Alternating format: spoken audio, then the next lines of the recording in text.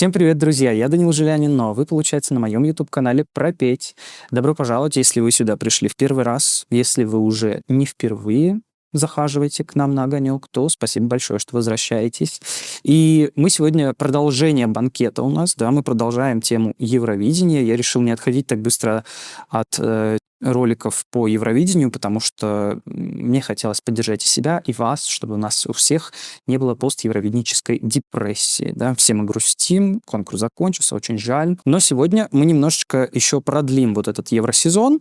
Я сегодня сделал ролик для вас немножко такой летописный. Да? Я не знаю, как правильно ударение в этом слове поставить, но допустим. Я немножко погрузился в историю конкурса и решил собрать список, как мне кажется, самых недооцененных заявок конкурса за последние 20 лет. Вот. Я хотел сделать ролик с самыми недооцененными заявками 21 века, но там вот с 2000 по 2006-2007 года было очень сложно что-то отобрать для себя и назвать прям недооцененным, потому что там были другие тренды, другие песни, другие исполнители, и все. Мы были совсем другие, время было другое. Но вот как-то с 2007 года, забегая вперед, я поднаковырял для вас те заявки и те песни, которые я могу считать недооцененными, как по своему собственному мнению, так и вот в целом потому, что я вижу в интернетах и так далее. Конечно же, подписывайтесь на мой канал, прежде чем мы начнем, поставьте лайк этому ролику, мне будет очень приятно, и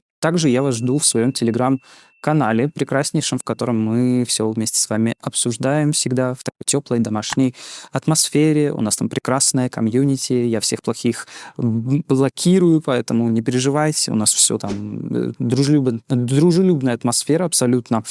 И также приглашаю вас на свой Бусти-канал, на котором у меня есть эксклюзивный контент, который не выходит на Ютубе. Ну и все ролики с Ютуба раньше времени, конечно же, в том числе этот ролик, появляются там. Также, кстати, на Бусти будет ссылка на плейлист в Spotify со всеми треками из этого ролика, поэтому тоже туда за ним обязательно забегайте. Ну и начнем мы, пожалуй, я решил так ранжировать их по годам, чтобы мы так с самого раннего года к более новому шли. И первое, кого бы мне хотелось здесь обсудить, это, наверное, довольно заслуженно можно назвать ее недооцененной, Верка Сердючка с песней «Dancing Lasha Tombai». Она представляла Украину в 2007 году.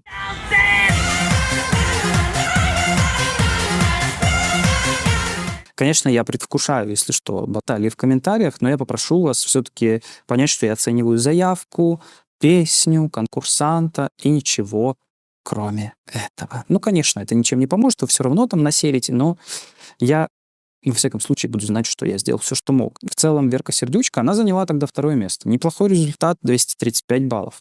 Но я считаю, что эта песня, наверное, должна была быть победителем Евровидения с точки зрения того, какой вклад в конкурс она внесла. Каждый год у нас Верку Сердючку приглашают, она выступает в интервал-актах, практически всегда ее можно увидеть на конкурсе, и это прям такой маскот Евровидения и символ. Ну, ее песня тоже, она довольно часто встречается. В общем, как мне кажется, вклад в конкурс у этой заявки был довольно большой, поэтому она должна была победить. Не скажу, что Мария Шерифович мне тогда не понравилась, и она не заслужила свою победу, но все-таки Верка победы тоже была достойна. Хотя там был интересный и такой довольно сильный год. Скандальная, конечно, песня. Она стоила Верке Сердючке репутации на российской эстраде, потому что после этого к ней стали холоднее относиться, и в дальнейшем она уже реже гораздо появлялась на телевидении. И как сам Андрей Данилко заявлял, что как бы после этой песни к нему действительно стало другое отношение на российской эстраде, потому что в ее названии «Лаша Тумбай» многие слышали «Russia Goodbye».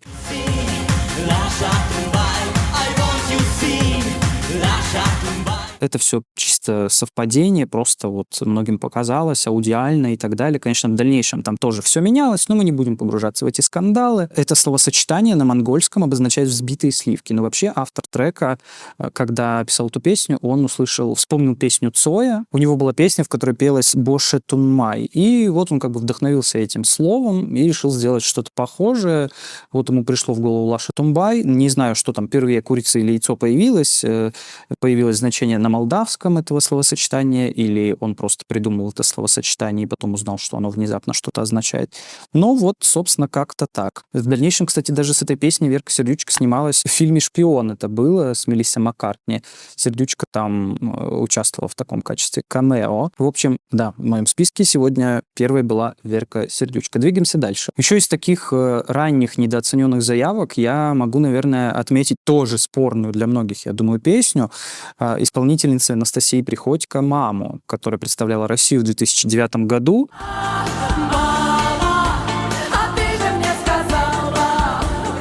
Я не буду здесь погружаться в лор этой заявки, потому что я подробнее о ней рассказывал в своих обзорах на Евровидение 2009. Можете посмотреть, кстати, если не видели, там достаточно насыщена все информация интересная об участниках. Конечно, да, многие говорили, что Настя попала в отбор в целом не очень честно, она вроде как там встречалась с пасынком Эрнста, и вся эта тайна, покрытая мраком, о том, как она там победила и пришла в целом участвовать, выступила она не очень качественно, спела достаточно крикливо и плохо, и многие подумали, что она там недостойна. Но мне кажется, сам номер, если вот на него посмотреть, без звука желательно, он очень клевый, он очень минималистичный.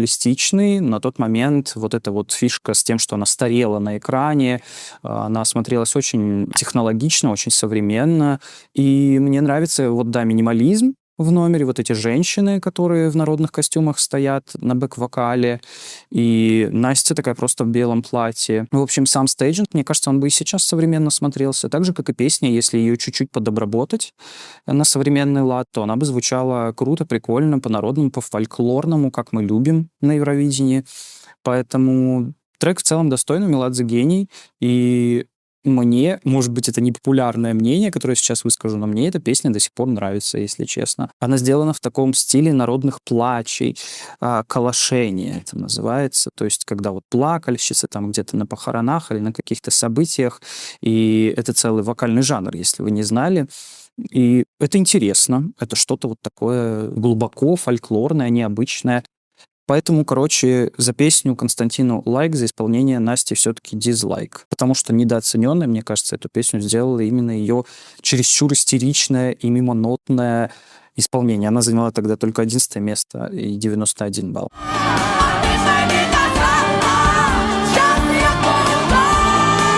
Дальше мы двинемся к создателям дэнс-брейков на Евровидении, к Кипру нашему прекрасному и их заявке 2012 года Иви Адамови с песней «La La Love».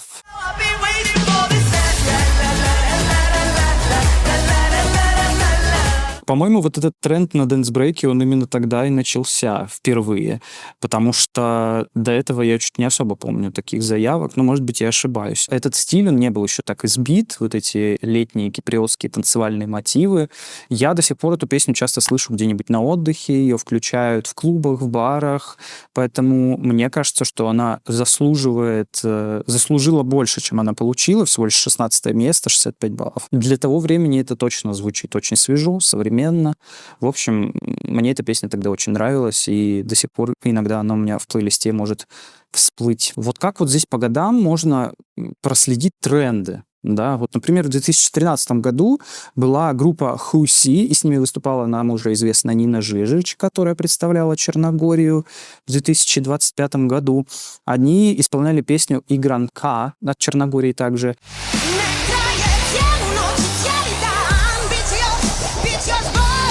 И тогда этот номер совсем не зашел. Они что-то вообще, по-моему, там в полуфинале чуть ли не последнее место заняли, не прошли даже в финал. Но мне кажется, сейчас, если такой материал принести на Евровидение, почему нет? Нина очень классно поет, вот этот рэпчик, какая-то песня с дабстепом. Это вполне себе было необычно и интересно, тем более от Черногории.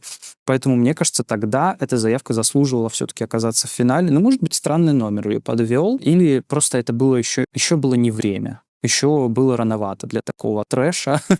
Вот. Но Нина, конечно, красотка, пела прекрасно. Поэтому отправьте от Черногории это в 2000 где-нибудь там 20-25 годах. Это бы заняло что-то все-таки в финале, а не в полуфинале.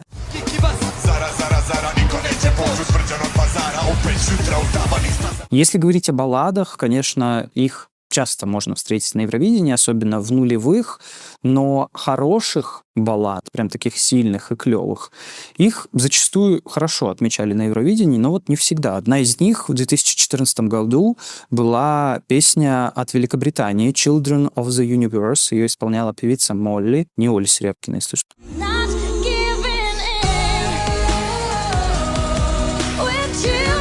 Я помню, мне тогда эта песня очень нравилась. Еще до начала самого Евровидения. Я, конечно, был еще маленький, но тем не менее я прям кайфовал от нее. Какой у меня был хороший музыкальный вкус. До сих пор сохранится, я считаю. Я прям думал, что эта песня хорошо себя проявит на Евровидении. Тогда у Великобритании еще не так сильно действовало вот это проклятие последних мест и 0 баллов. Но, к сожалению, она выступала последней в финале и заняла лишь 17 место с 40 баллами. Здесь очень клевый саунд. Песня сама написана современно, круто, до сих пор, мне кажется, даже в нынешнем времени она не звучит как-то старо. Плюс очень крутой самобытный вокал исполнительницы Молли. Она очень мощно и по-самобытному прям таки звучит.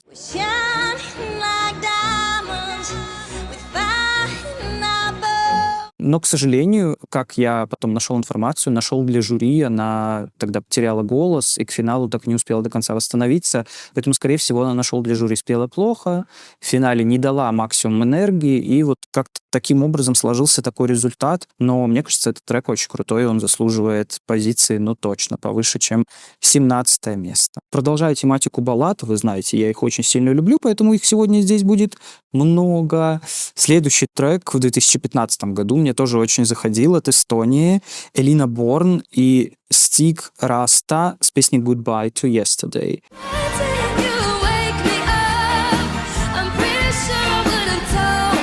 Песня такая написанная в ретро-стиле 60-х как будто бы годов, такой инди-поп, может быть, даже что-то кантри, элементы какие-то присутствуют. Мне даже напоминает слегка это все Нэнси Синатру и Ли Хэзлвуда. Учитывая, что песня была написана, кстати, в 2012, по-моему, году, раньше, чем Евровидение 2015, они получили 7 место, хоть это и хороший результат для Эстонии, они гордятся этим результатом, гордились тогда.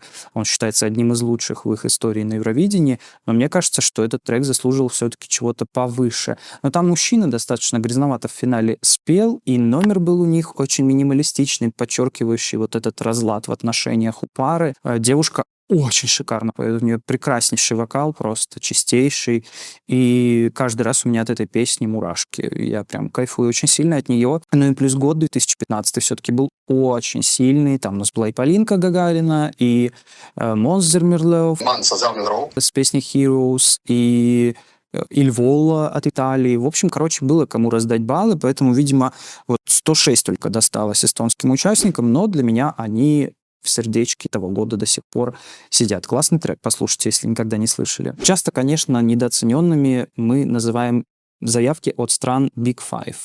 Страны Большой Пятерки, которые автоматом в финале, тем более раньше они не выступали в полуфиналах, и это очень сильно отрезало аудиторию от них. Одной из тех, на ком это отразилось, мне кажется, была участница от Германии 2015 тоже года, Энн Софи с песней Black Smoke.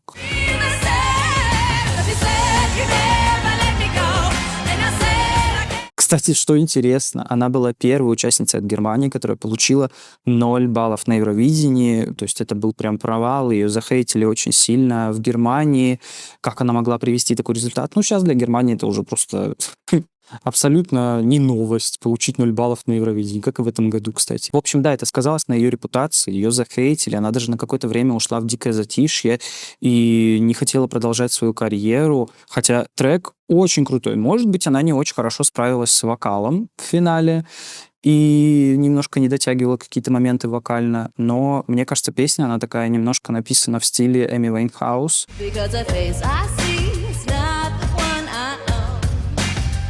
Конечно, сложно называть недооцененными заявки тех участников, которые там заняли места в топ-5 на Евровидении, но все же о них я, как вы заметили, по Верке Сердючке тоже сегодня буду говорить. Одним из таких я лично, по моему собственному мнению, считаю, конечно же, Сергея Лазарева в 2016 году и его заявку «You are the only one».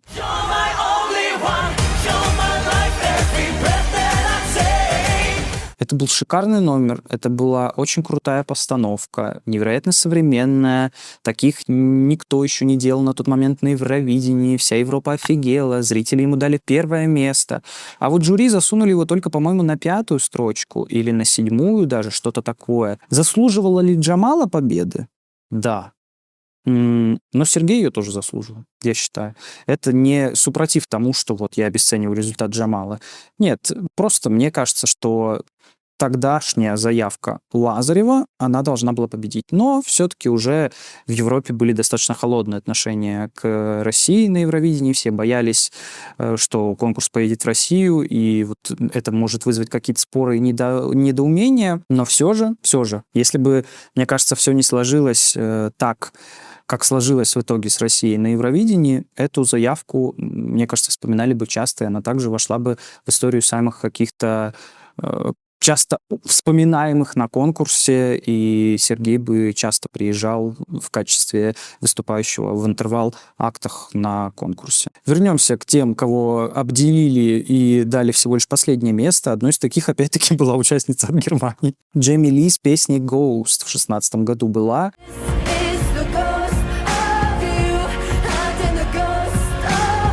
Девочка с очень хорошо написанной песней, с очень современной. Она тогда была в Европе достаточно популярна, эта песня, и в Германии тоже. Ее услышали и такие: о, а давай ты на Евровидение поедешь. Ее отправили, заняла на последнее место 11 баллов всего лишь, потому что она фанатка вот этой японской какой-то культуры, вышла в наряде вот с этим несуразным каким-то платьем, какой-то ободок на ней непонятный. И это никак не коррелировалось с заявкой, потому что заявка о призраках, о расставании с любимым человеком, а она здесь вышла в таком каком-то ярком, непонятном образе, в параллели вообще не было. Ну и поэтому, наверное, такой результат она получила. Ну и, конечно, да, опять-таки, Big Five в полуфинале у нас не выступает, а значит, к финалу зрители не успевают распробовать трек, а это баллада, она достаточно меланхоличная, а у нас такие песни требуют времени немножко, чтобы их распробовали зачастую. И вот она, к сожалению, зрителям не запомнилась, поэтому заняла последнее место. Очень жаль. Еще одна заявка из 2016 года, мне хотелось бы ее отметить. Не скажу, что она прям несправедливо была как-то оценена, но, тем не менее, сама песня, она в дальнейшем заслужила большую теплоту от зрителей и любовь на радиостанциях и так далее, чем та оценка, которую она получила на Евровидении. Песня от Франции «Je cherche». Исполнитель Амир занял 6-е место, 256 баллов. То есть, как бы результат вроде неплохой.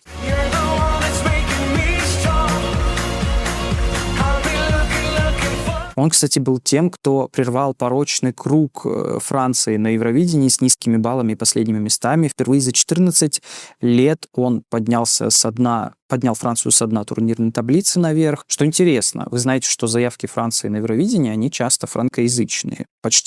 Практически всегда. Я не помню ни одной песни, в которой были бы хотя бы какие-то строчки на английском. Но вот Амир решил рискнуть и вставил припев на английском, куплеты были на французском.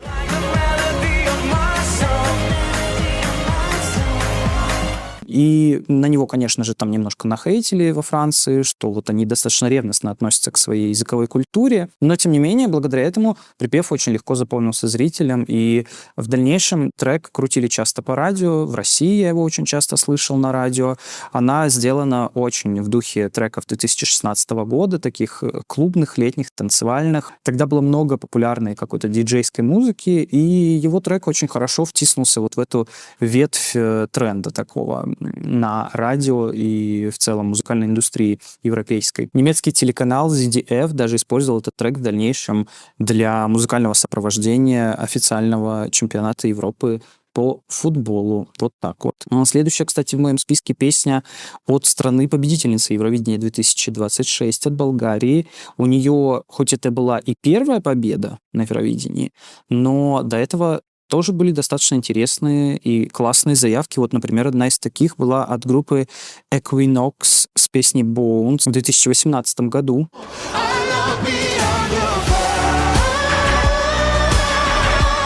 Equinox — это супергруппа. Что значит супергруппа? Это группа, которую собрали из различных артистов, которые уже в своем сольном творчестве как-то себя зарекомендовали, чего-то достигли, и вот для какого-то определенного чего-то их собирают вместе. В частности, здесь это было Евровидение. Их собрали вместе, после этого группа уже больше не существовала, хотя обещали, что они будут продолжать свою деятельность, но вот как-то не сложилось. Видимо, по причине, наверное, опять-таки того, что они на Евровидении заняли только 14 место, 166 баллов. Хотя, мне кажется, трек очень интересный, прикольный, хоть он достаточно темный, вот название «Кости», какая-то такая странная, может быть, для кого-то энергетика, но это было очень круто спето, и она по своему стилю мне немножко напоминает что-то из треков из сериала «Гли». Сама песня написана достаточно качественно. Один из ее авторов и, собственно, участников этой группы, Трей Кэмпбелл, он писал песни для Беби Рексы, Дуа Липы, Александры Стан. Вот эта вот недооцененность, она часто проявляется на Евровидении еще в том, что зрителям нравится одно, жюри нравится другое. В итоге у нас часто, вот как в том году было со Швейцарией, господи, что у меня язык заплетается, со Швейцарией, которая от зрителей получила 0 баллов, а от жюри там 200 с чем-то. Аж первое место у нее было по жюри или второе, по-моему. 0 points. Такие перевесы у нас часто бывают, и из-за этого, да, вот эта недооцененность и проявляется. Кажется, что заявку как-то кто-то недооценил. Либо зрители, либо жюри. Одна из таких была, как мне кажется, Тамара Тадевска в 2019 году с песней «Proud» от Северной Македонии.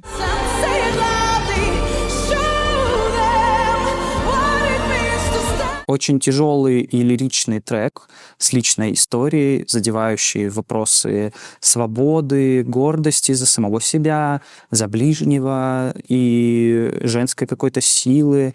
В общем, во времена МИТУ, а в 2019 году как раз это движение набирало обороты, этот трек был очень в темку, но как-то не для зрителей. Жюри ее поставили аж на первое место, а вот от зрителей ей досталось только 12-е. В связи с этим она заняла 7-е место, 305 баллов. Это является лучшим результатом за всю историю участия Северной Македонии.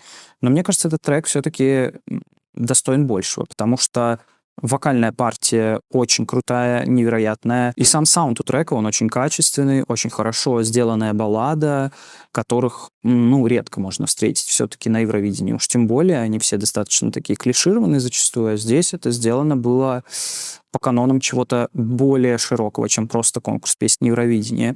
Но не зашло. Зрители редко у нас такое любят, да и тем более год тогда был, знаете, не из легких. Все-таки Дункан Лоуренс был Сережка Лазарев, этот был Солди, Мамут. Ну и, конечно же, я не могу в этом ролике не рассказать о главном парадоксе Евровидения за всю его историю. История — это моя Римская империя, о которой я все время думаю, почему же так произошло. Сейчас попробую поразмышлять. Участница от Армении у нас была в 2022 году, Роза Лин с песней «Snap», которая заняла всего лишь 21 место на Евровидении, 61 балл. Казалось бы, абсолютно проходная заявка, которую там все забыли, забили, 21 место, кому оно надо? И никто о ней больше после Евровидения не вспоминает. Но как бы не так.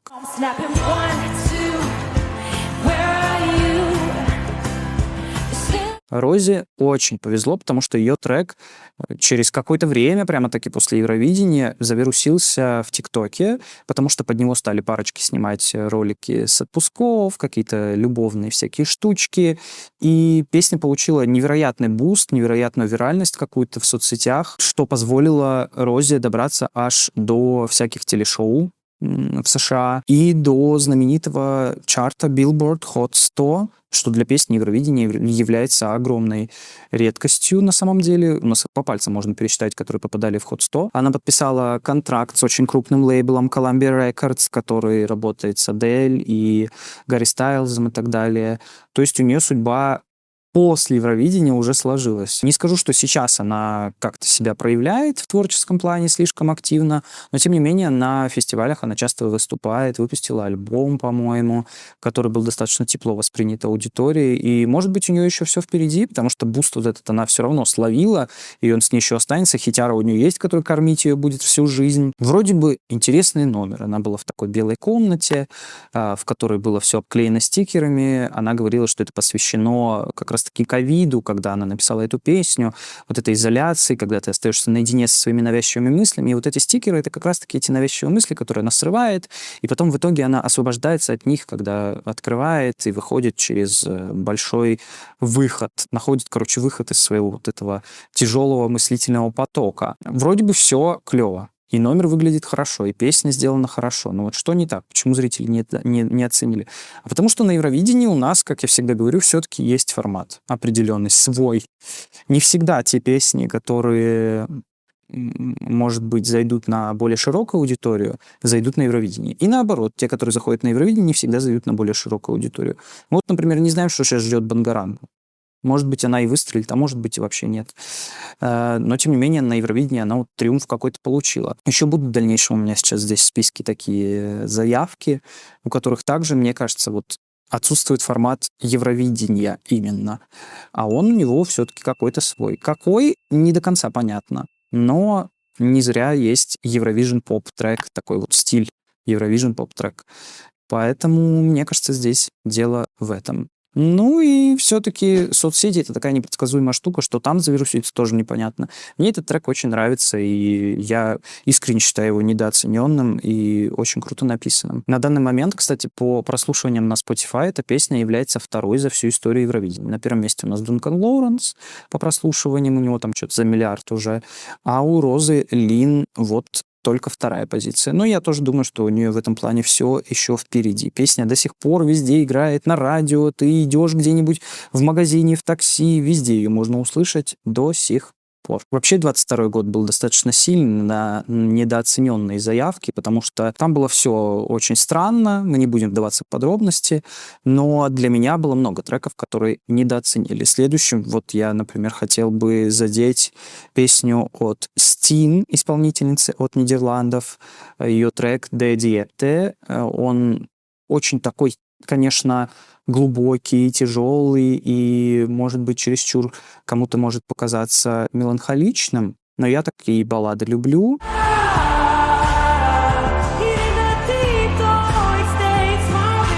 Я люблю, когда все грустно и тлен, и все плохо. Вообще песня посвящена ее тяжелым ментальным заболеваниям, через которые она проходила. И вот как бы эта песня является таким поддерживающим маячком, что все может обязательно получиться, и вот свет в конце тяжелого пути обязательно будет. Ну, не тот, что в конце тоннеля, короче, все равно там наверху ждет нас всегда самое лучшее. Ну, короче, все заканчивается обязательно, все трудные периоды. Вот. У нее пронзительный, хоть и простой до жути вокал, но, тем не менее, такие какие-то узнаваемые нотки есть. И вот этот ее голландский язык, он прям щекочет ушко.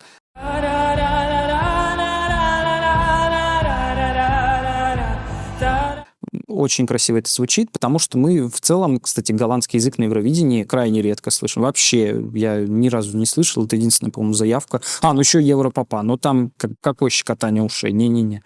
Вот, его еще дисквалифицировали. А здесь это было очень интересно, необычно, красиво. Для меня эта песня является, наверное, одной из моих самых любимых вообще в жизни. Она до сих пор у меня есть в плейлисте самых любимых песен, которые я постоянно переслушиваю. Поэтому, точно не 11 место, не 171 балл никакой. И мне кажется, зрительской поддержки у нее было тогда много. Но просто вот, как я уже говорил, Евровидение 2022, у нас там вообще баллы зрителей все перетекли в украинскую заявку, поэтому что досталось, то досталось. Я бы ее поставил, конечно, гораздо выше. Вообще, в целом, Нидерланды на Евровидении, они себя очень хорошо проявляют. Бывают иногда такие пробелы, в этом году они вообще не участвовали, но все же их заявки мне всегда нравятся. Вот что-то в них есть такое особенное, голландский вот этот почерк, я его часто вижу и проникаюсь их заявками очень сильно. Одна из таких еще была, которую я могу вот тоже назвать недооцененной. В 2023 году исполнительница Мия Николай и Дион Купер пели песню «Burning Daylight».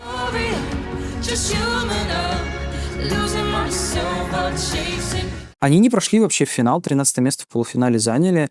Для меня это было очень странно, потому что трек Вот это хорошая такая баллада, к которой не придерешься. Нидерландская типичная баллада. Да, может быть, она проста и клиширована, но мне нравится припев, особенно вот эти вот перекликания, что I'm sorry, I'm just human, да, то есть, что-то в ней такое цепляющее присутствует.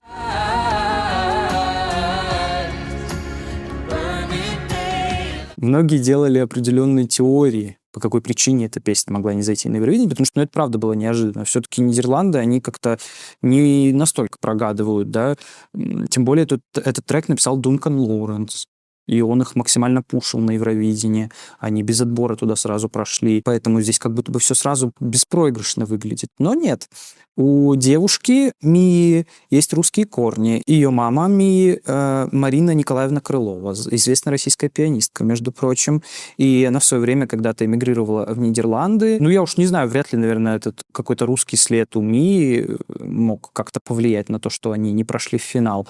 Но вот такая интересная информация для вас, что Мия, оказывается, с русскими корнями. Как многие предполагали, не прошли они в финал, потому что на одной из вечеринок они невероятно ужасно выступили, потому что до этого вроде как они не особо репетировали вдвоем, плохо себя слышали на сцене, они в целом никогда не работали вдвоем, и их собрали для Евровидения. А это часто рискованно, потому что дуэту нужны годы зачастую, чтобы прям хорошо и слаженно спеться. Понятно, да, у нас как бы есть артисты, которые собираются в дуэт ради одной песни, но чтобы дуэт как-то профессионально звучал, ему нужно время. Ему нужно много времени, а не просто в студии записать песню и все, разошлись. Потому что вы тоже часто слышите, что дуэтные песни артистов часто вживую звучат совершенно не так, как в записи, потому что дуэт просто не спетый. Сольный артист — это сольный артист, дуэтный артист — это все-таки немножко другое. И после того, как они очень плохо выступили на этой вечеринке, там все начали бесноваться, особенно в Нидерландах, да как мы могли их отправить вообще на Евровидение, что это такое.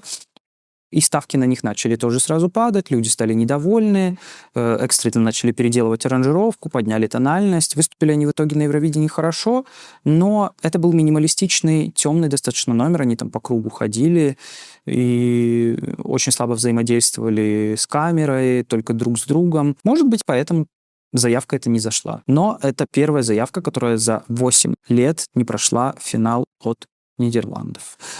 Думаю, она не заслуживает такого звания. Также в 23-м году из непроходцев в финал, мне кажется, очень яркая участница от Исландии, певица Дилия с песней «Power».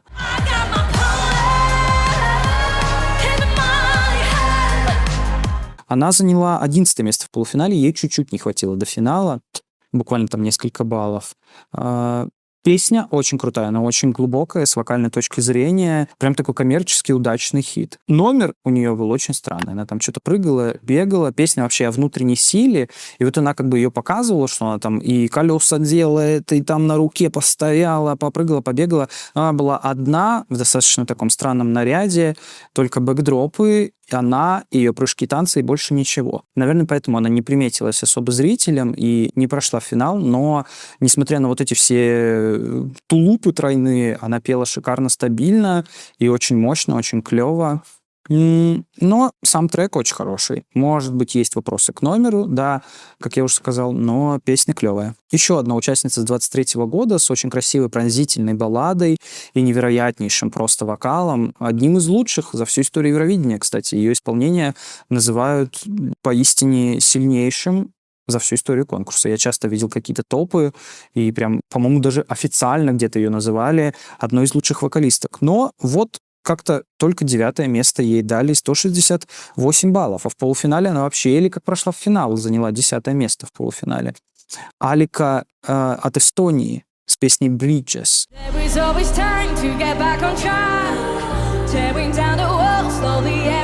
Очень хороший трек, очень смысл там тоже такой глубокий, и текст. Это все очень непосредственно, это все очень качественно сделано, но почему-то не удалось.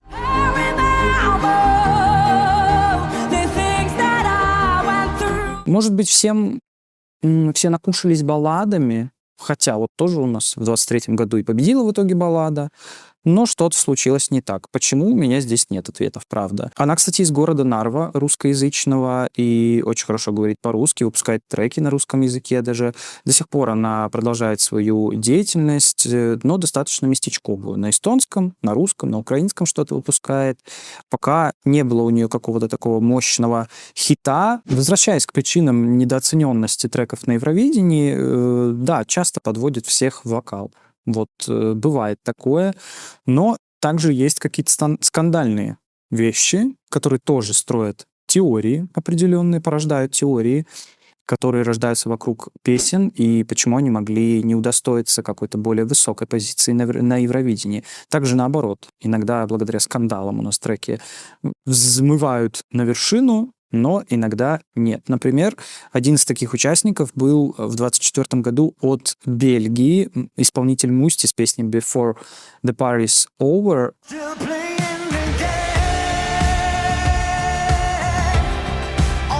Очень крутой трек, очень качественно сделанный, с хоровой такой пачкой в конце, которая, как я говорил, кстати, в своих обзорах подробнее, я рассказывал об этой заявке.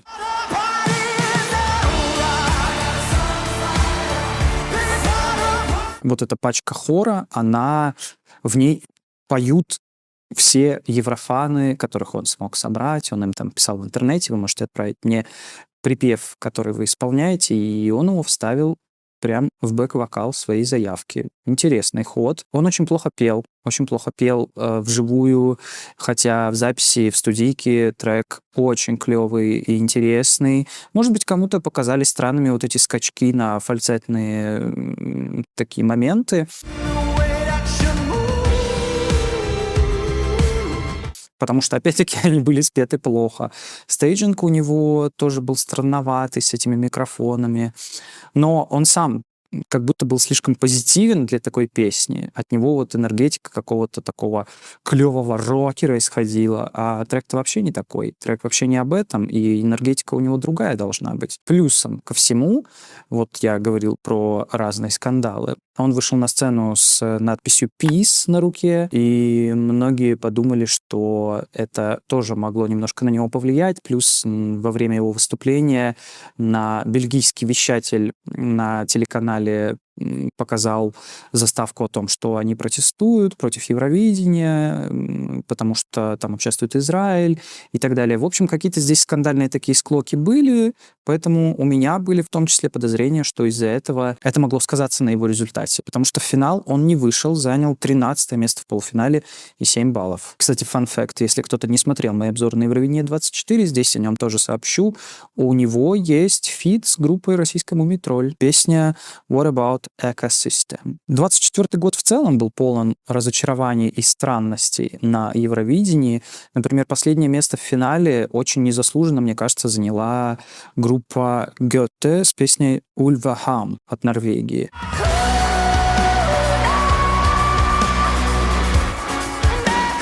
Да, это слишком фольклорный, может быть, и чересчур народный, не совсем понятный современному слушателю трек. Но он сделан очень клево, и интересно, и необычно.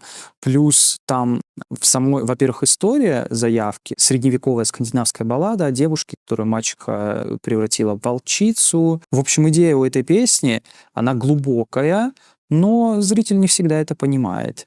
И как будто бы среди фаворитов на том Евровидении баллы раскидались зрительские, а про Норвегию забыли. Мне кажется, это очень интересный и недооцененный трек. Еще вокалистка там вначале издавала такой вокальный прием и звук, который называется кулок.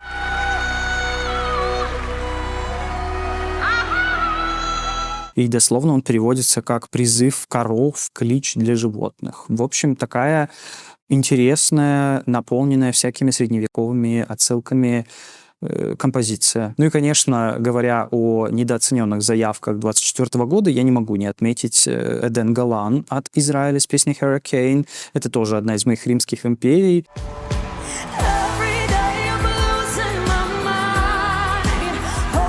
Я люблю эту песню, хоть она и заняла 7 место, но мне кажется, если бы не вся эта ситуация с Израилем, она бы заняла, может быть, гораздо выше. Конечно, зрительских баллов она там хапнула ого-го. первое место и зрители дали.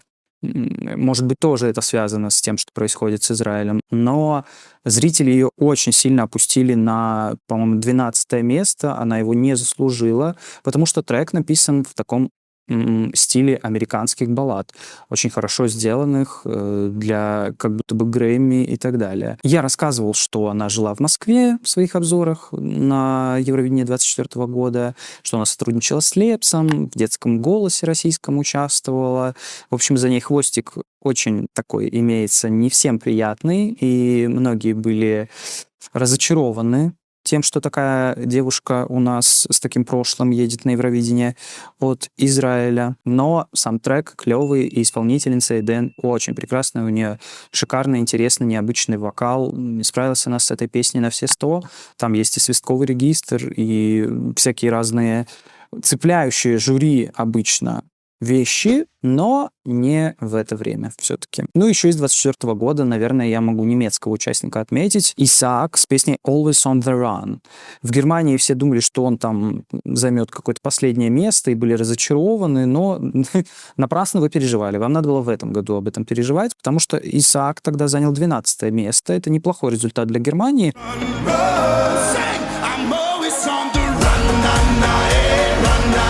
Но для такой песни, мне кажется, все-таки низковатый, потому что трек сделан в стиле творчества Rag & Bone Man. Это что-то такое интересное с глубоким, мощным вокалом. Как продукт, мне кажется, очень клево. Это был лучший результат Германии за последние, мне кажется, там сколько, 10 лет, наверное.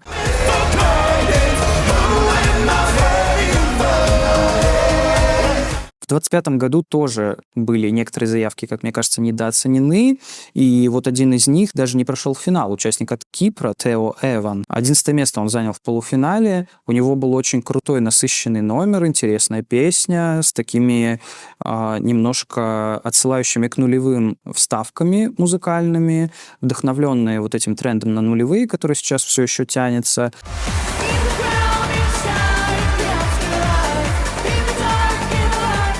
Но это не зашло Европе, мне кажется, по причине того, не зашло зрителям, в частности, потому что в полуфинал голосовали только зрители. Сейчас вот у нас опять вернули жюри в полуфиналы. Но тогда это зрителям не зашло. Мне кажется, из-за номера, может быть, он был слишком перенасыщен, слишком сложный, технологичный. Зритель не успел зацепиться там ни за что, но я считаю, что это крутая заявка, и она хорошо сделана. Димитрис Скантополус неплохо постарался, но в этом году он отыгрался. Ну и последнее, о ком мы сегодня поговорим, это участница уже вот последнего Евровидения, которое только что завершилось, Вероника Фузара от Швейцарии. У нее была прекрасная песня «Allies».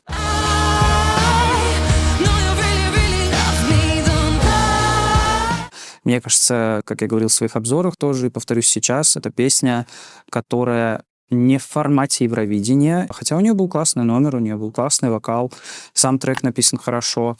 И просто вот как будто бы не для Евровидения. Может быть, ее, как я говорил, ждет такое же будущее, как и исполнительница Розы Лин. Это мы узнаем позже. Я этого искренне желаю, потому что, 11 место в полуфинале чуть-чуть ей там до финала не хватило. Если бы голосовали только зрители, что странно, в финал бы она прошла. И посыл у песни очень интересный про абьюз, про абьюзивные отношения, про жертву, девушку, которая является жертвой абьюзивных отношений.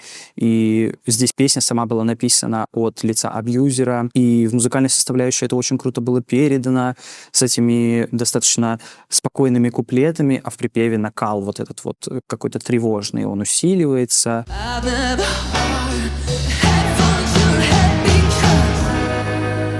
Эта заявка заслуживала большего в этом году. Что здесь произошло не так, наверное, все-таки, да, формат. Она была не в формате того, что требуется на Евровидении. В общем, какой-то такой у меня список получился. Я старался, как я уже сказал, собирать треки по разным критериям, с разных сторон их рассматривать и говорить, почему они были недооценены, по разным каким-то причинам. Какие песни вы считаете на Евровидении самыми недооцененными за всю его историю? Может быть, у вас есть до сих пор любимчики, из-за которых до сих пор болит душа? Напишите обязательно об этом в комментариях, я с вами с радостью это пообсуждаю. Может быть, кто-то из моих представленных любимчиков вам тоже кажется недооцененным. Обязательно высказывайтесь об этом всем. Подписывайтесь на мой телеграм-канал, напоминаю вам об этом. Также подписывайтесь на Boosty, на котором у меня есть эксклюзивный контент, и все ролики выходят на сутки раньше. В общем, было приятно провести с вами этот вечер. Надеюсь, вам со мной провести его было приятно тоже. До новых встреч. Всем пока-пока.